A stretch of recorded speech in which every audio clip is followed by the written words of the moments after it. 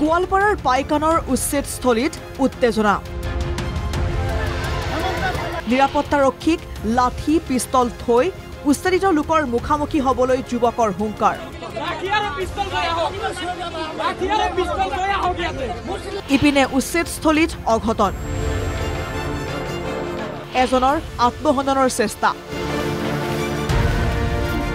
বেদখলমুক্ত হ'ল গোৱালপাৰাৰ পাইকান সংৰক্ষিত বনাঞ্চলৰ 1038 বিঘা মাটি জুম্মাৰ নামাজৰ বাবে শুকুৰবাৰে মুখ্যমন্ত্ৰীয়ে মৰমেৰে স্থগিত ৰখা উচ্ছেদ শনিবাৰে আৰম্ভ হ'ল ইতিমধ্যে উচ্ছেদৰ জাননী পাই অধিকাংশ লোকে অস্থাৱৰ সা সম্পত্তি লৈ আঁতৰি গৈছিল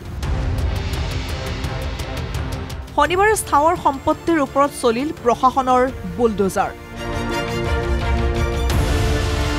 এই উচ্ছেদৰ মাজতে সংঘটিত হয় ভয়ানক ঘটনা 1300 নিৰাপত্তাৰক্ষীয়ে গিজগিজাই থকাৰ সময়তে ফয়জল হক নামৰ এজনে ঘৰতে আত্মহননৰ অপচেষ্টা চলায় সংকটজনক অৱস্থাত ৰাইজে চিকিৎসালয়লৈ প্ৰেৰণ কৰে ঘৰত যেতিয়া ডিচিবিলাক আহিছিল তেতিয়া অলপ সাইড লৈ তাই আত্মহত্যাৰ মানে প্ৰচেষ্টা চলিছিল পিছত যেতিয়া ছোৱালী যায় না চাই না পিছত আৰক্ষীক মাতিছে যে ইয়াতে গলাত চিপ লৈছে আৰক্ষী আগি যোৱা নাই তাৰপিছত পাব্লিকে যাব ধৰিছে তেতিয়া আৰু ব্ৰিগেড দি হেনা বাধা দিছিল বাধা প্ৰদান কৰাৰ পিছত পাব্লিকে ঘূৰি যায় হেনা পিছত ইয়াক ফাঁচিৰ পৰা নমাইছে উচ্ছেদ চলাই আছে এতিয়া 3টা ডিচিপি সিহঁতৰ ঘৰ উচ্ছেদ কৰি আছে এই উচ্ছেদ অভিযানৰ মাজতে পৰিলক্ষিত হয় কেইটিমান শিশুৱে সিহঁতৰ প্ৰয়োজনীয় সামগ্ৰী বিচাৰি ঘূৰি ফুৰে ভগ্নাৱশেষৰ মাজত আনহাতে নিজৰ কিতাপ বহীকেইখন সামৰি সুতৰি নিয়ে এগৰাকী কিশোৰীয়ে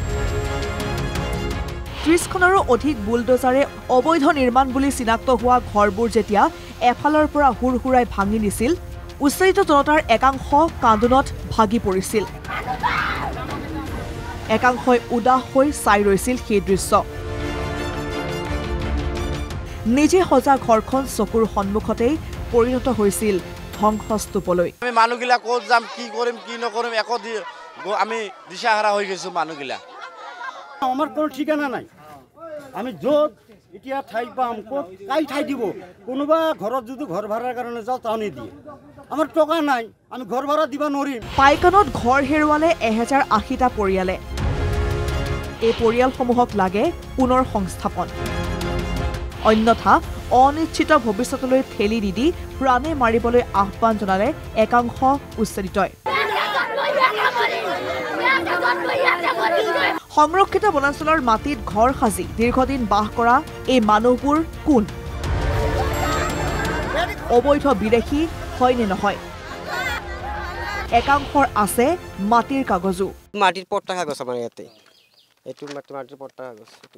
এইটো 1 বিঘা 11 লছা মাটি আমাৰ বাড়ি আছে এইটো ৰিজাৰ্ভ মাটিখিনি খালি কৰক আমাৰ কোনো আপত্তি নাই সেইখিনি ৰিজাৰ্ভ মাটি ৰিজাৰ্ভ নহয় এইখিনি ৰিজাৰ্ভ নহয় এইখিনি গোটেই মাটিখিনিৰ খাজনা আছে খাজনা ৰচিদ আছে নিশ্চয় কোনো এখন চৰকাৰে বনাঞ্চলৰ ভূমি আবণ্টন দিছিল একাংশ লোকক কোনো এখন চৰকাৰে কৰা ভুলৰ পৰিণাম ভুগিছে নেকি এই সকল লোকে 80-90 বছৰ ধৰি বসবাস কৰা এই লোকসকলে লাভ কৰিছিল চৰকাৰী সা সুবিধাও স্কুল দিছে হাই স্কুল দিছে এমই স্কুল দিছে ইয়াতে ডাঙৰ হৈছো আমি কাগজ পাতি সব আমাৰ আছে আজি আমি তাৰমানে ইমান বছৰ কংগ্ৰেছ চৰকাৰ আছিল আমাৰ ইয়াত আহিছে তোমাৰ লগত আছো আমাৰ তোমাক সাহাৰা দি আছো অমুক কৰি আছে তমুক কৰিছে আমাৰ সমস্যা সমাধান কৰা নাই হ'ব চৰকাৰ যিফালে যাব ভোট বেংকৰ ৰাজনীতিহে কৰিব আমাক নিয়ে খেলাই আছে পুতুল খেলা কৰি আছে বনাঞ্চলৰ বাহিৰৰ মাটিটো উচ্ছেদ চলোৱাৰ অভিযোগ উত্থাপন কৰে একাংশই পূৰ্বৰ 3বাৰৰ উচ্ছেদে স্পৰ্শ নকৰা ঘৰ দুৱাৰো শনিবাৰৰ উচ্ছেদে সামৰি লোৱাত ক্ষোভ উজাৰে একাংশই 91-95ত এইটো বিদ্যাপাৰা বাজাৰৰ পৰা সিফালে দুটা ৰাস্তা আছে সিফালে এভেকশ্যন হৈছে 3বাৰ এভেকশ্যন হৈছে আমাৰ ইফালে বন বিভাগ নপৰে এতিয়া কি কৰিছে এতিয়া পাইকান দিছে এছটি কৰি দিছে চৰকাৰে এই নামটো খালি হৈছে ইয়াতে আনি নাম বহাই দি আমাক এভেকশ্যন কৰি আছে প্ৰশাসনৰ সৈতে বিতৰ্কত লিপ্ত হোৱা 2 একক আৰক্ষীয়ে আঁতৰাই নিয়ে উচ্ছেদস্থলীৰ পৰা এই ধ্বংসলীলাৰ মাজতেই চাওঁ আহক এক আমোদজনক দৃশ্য কৰ্তব্যৰত নিৰাপত্তাৰক্ষীৰ যাতায়াত চলিছে এক্সকেভেটৰেৰে